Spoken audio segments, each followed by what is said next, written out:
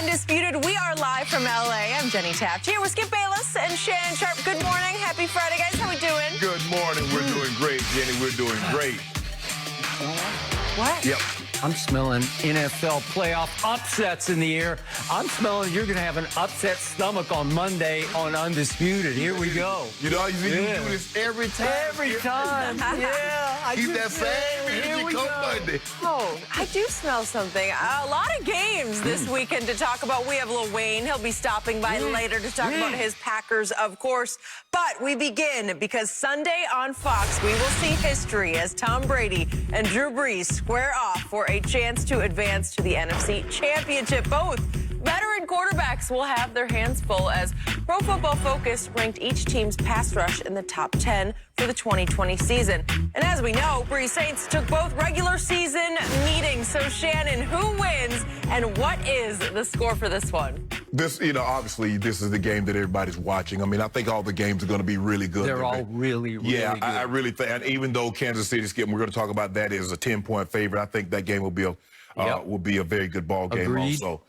But I think when Tom went to Tampa and everybody saw that he was going to be playing in the same division as Drew Brees, I think everybody thought they were going to decide not only who won the division, but who advanced to the NFC title game. And we thought this was going to happen. And I don't think, you know, Fox is very disappointed. And plus, they did get Green Bay following it up on Sunday. Skip, the problem that I see for the Tampa Bay Buccaneers is that everything that they do well, the Saints are built to kind of take it away. Agreed. The Saints do a great job of being able to pressure Tom Brady without having to sacrifice their back end. When you get Hendrickson, and he's going to be the key. He did practice some, and so it's going to be how much he can play. And, you know, you pair Hendrickson with Cam Jordan and Rankins and those guys. DeMario Davis is a very good middle linebacker. And then Malcolm Jenkins did a very good job the first time around, or the first couple of times around, dealing with Gronk. But the matchup is Marshawn Lattimore and Mike Evans. And he's done a great job throughout his career of being able to neutralize Mike Evans. Now, they have Jack Rabbit. The question is, what are they going to do with Jack Rabbit? Are they going to put him on Antonio Brown, or are they going to put him on Chris Godwin? Yep. So when I look at it, Tom Brady, look, Tom is not the most mobile quarterback. He'll slide, shuffle here, slide there. But Skip, he's really not trying to get outside of the pocket. He wants to stay in that phone booth and do all of his business from that location. But when I look at the Saints defense, they're 4th in rush D, 5th in pass D, 3rd in takeaways, 5th in QB hits. Yep. Those are outstanding numbers. And Tom Brady has done a great job over the last couple of weeks. I question the level of defenses that he's done it against, but nevertheless, he's done that. So with that being said, I'm going to take the Saints. I'm going to say the Saints win a very close ball game. I'm going to say they win 27-23. Because also, even though the Tampa Bay Buccaneers have an outstanding pass rush, Skip, the Saints offense is really not built to throw the football down the field. Drew Brees does a great job of getting the ball out of his hands. And he's gotten better. He's still not back to the Drew Brees before that hit, but he's gotten better at getting the ball out of his hands a lot quicker, getting it to his playmaker. I think Mike can't guard Mike being back. Alvin Kamara has been sensational. He's been phenomenal. Emmanuel Sanders, and so I like what the Saints possess. I like what they can do offensively, and I like how they can neutralize some of the pass rush from the Tampa Bay defense. So I'm gonna go with the Saints. I'm gonna say they win a very, very close ball game, 27-23. I disagree with nothing you just said. The Hall of Famer Shannon Sharp just delivered brilliant insight into the hottest matchup, the most intriguing matchup of 4 really great ones. Right. Tom Brady is facing, to me, the greatest challenge of his entire NFL career. This is his nightmare matchup. I don't like anything about it for Tom Brady. I especially don't like what I saw on opening day and on the night of November 8th at Tampa Bay, both the New Orleans games, in which you walked away saying, that's just a mismatch for Tom Brady. He's got no shot. And to drive home just how bad this was on the night of November 8th for Tom Brady, the final score was 38-3 New Orleans. but it was never even competitive. Right. It felt like 50-3. It did. Here are the final yardage totals. New Orleans had 420 yards to Brady's 194, his offense 194. 420 to 194, so you more than doubled their yards. 27 first downs for New Orleans, the visiting team, to 13 for the home team. And guess what the time of possession was?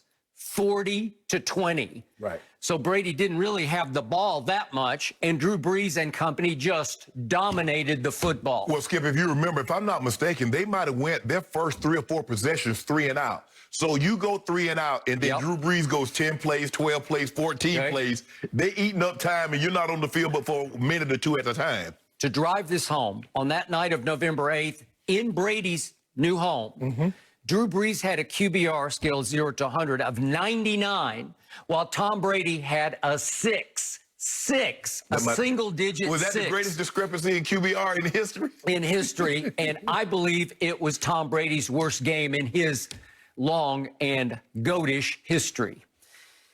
Would you believe, to add insult to injury, that both Jameis and Taysom Hill, in the time they played in that game, had QBRs of 100, so they were perfect, on top of Drew Brees' 99 compared to Tom Brady's 6.